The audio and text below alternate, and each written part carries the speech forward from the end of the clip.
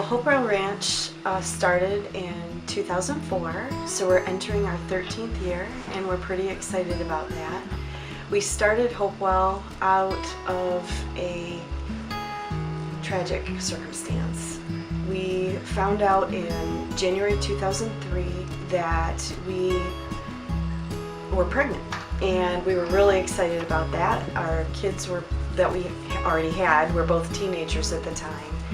And so it was quite a surprise, but again, we were really happy. And unfortunately, though, I developed toxemia.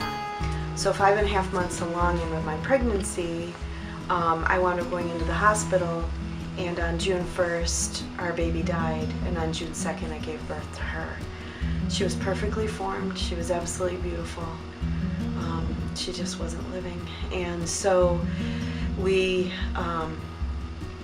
were heartbroken, and I looked at Ty, and he looked at me, and I said, "We need to name her." And he said, "Yes, but what?" And I said, "How about Hope?" And he said, "Okay." And immediately the Lord spoke to my heart and said, "Hope will rise again." And I did need that. I really needed that to come home, to continue to be a wife and a mom and be strong, for my family. And so I did come home, and I started to exercise to get my health back, and articles about horses and healing kept coming across my path.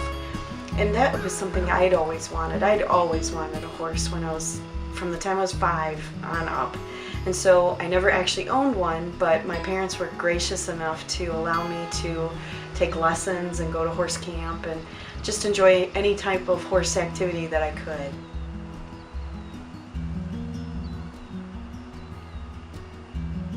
In April of '04, I went into a Tractor Supply store, and there on the shelf was a book called Hope Rising. I sucked the air out of the room because I could hear God's words echo to my heart again, "Hope will rise again." So this book, on the cover, is a little girl nestled on the back of a horse, and it's by Kim Meter, who has Crystal Peaks Youth Ranch in Bend, Oregon. She takes broken horses and broken children and brings them together, and God does the miraculous.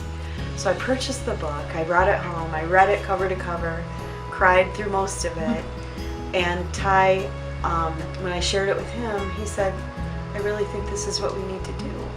So in that moment, HopeWell Ranch was conceived and born, and we've had incredible, incredible stories of healing and hope and all the good things that have come along with the ranch since then.